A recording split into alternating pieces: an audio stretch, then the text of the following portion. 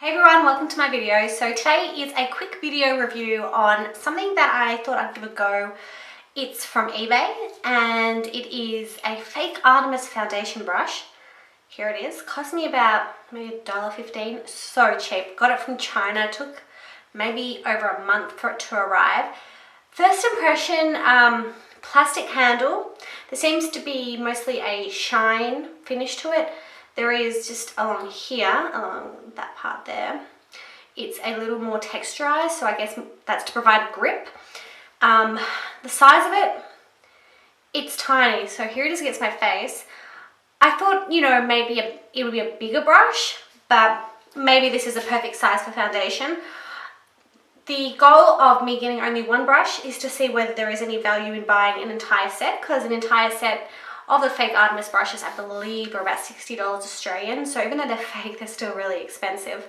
But I do believe that the actual legit package costs several $100s. But everything I've seen online with these brushes, people have said, oh yeah, so good, it does an amazing job. So I want to form my own opinion. So I'm going to be using, and maybe this is not a good thing, maybe it's a bad thing. I'm actually going to use different foundation today. I'm going to be using Rimmel, I'm going to use their Stay Matte foundation, and then I'm also, just to be consistent, I'm going to try and use their primer, so the Stay Matte primer.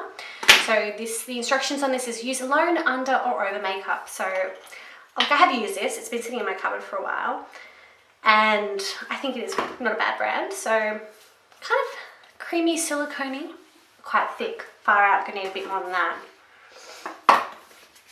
Yeah, I think I used the Rimmel Stay Matte brands for quite a while, and they did the job, but I think maybe I just got bored because I have like 5 of them in my cupboard. Oh my god, when did I get 5? There must have been like a 50% off sale at Priceline. Anyway, so that is the face primed and ready. I hate that feeling. I'm like, you put product on your hands, do you then wash it off, or do you just go with it? I'm going to go with it and accept that my hands are now kind of oily / silicone-y. Not the end of the world. Anyway, okay, so now onto the foundation. Shit, I don't know how I'm going to apply this. You know what? What I'm going to do is I'm going to pop it on my finger, dot it on my skin, and then use the brush to massage and work it in.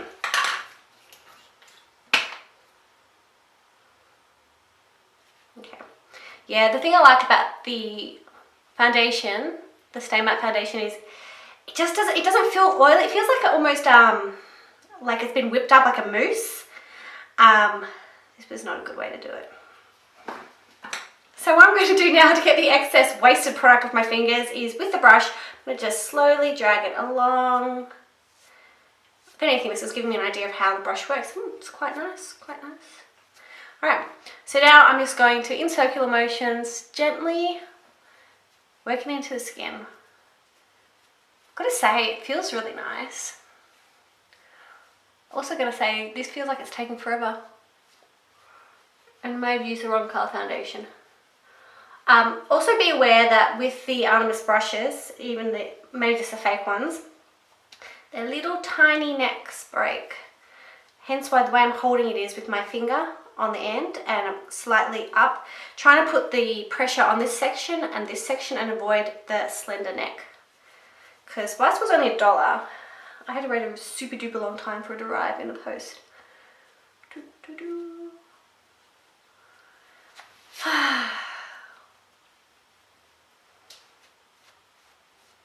This is taking ages.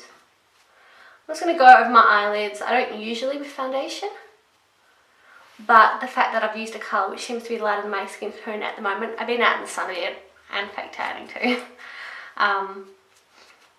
Yeah, I don't want to look like a panda. And I don't have any concealer on, and I've been having a bit of sugar in my diet and face is not agreeing with it, so concealer would go a long way right now.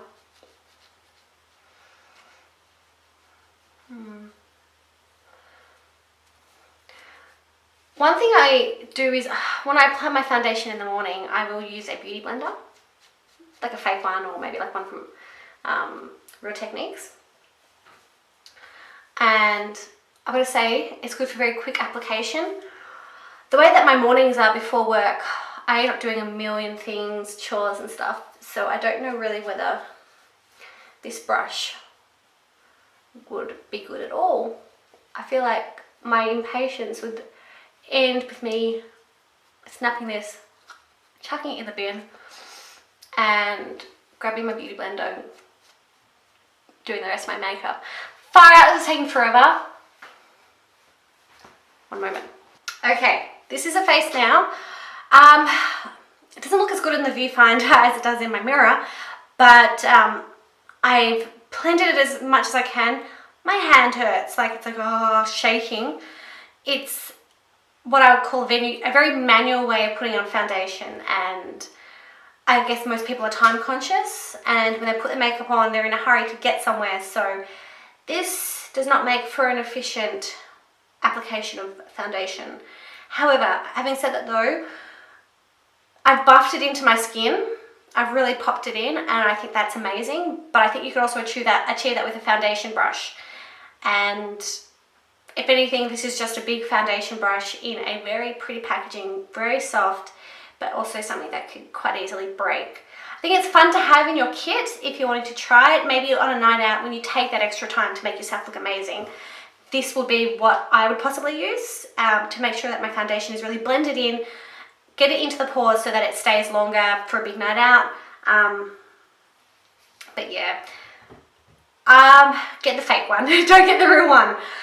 I'm so glad I didn't just go off what all the beauty addicts online were saying about the Artemis brushes, saying they're amazing. I'm not going to go ahead and buy a whole kit. This is going to go get clean today. I'm going to get rid of the foundation on it. I think it's going to be very hard to clean. I'm not looking forward to this. And then I'm just pop it in storage and probably forget about it. So hopefully this video has helped save you $1.15 or more if you were going to go and look at the Artemis brushes. And I'll see you for another video quite shortly. Bye for now.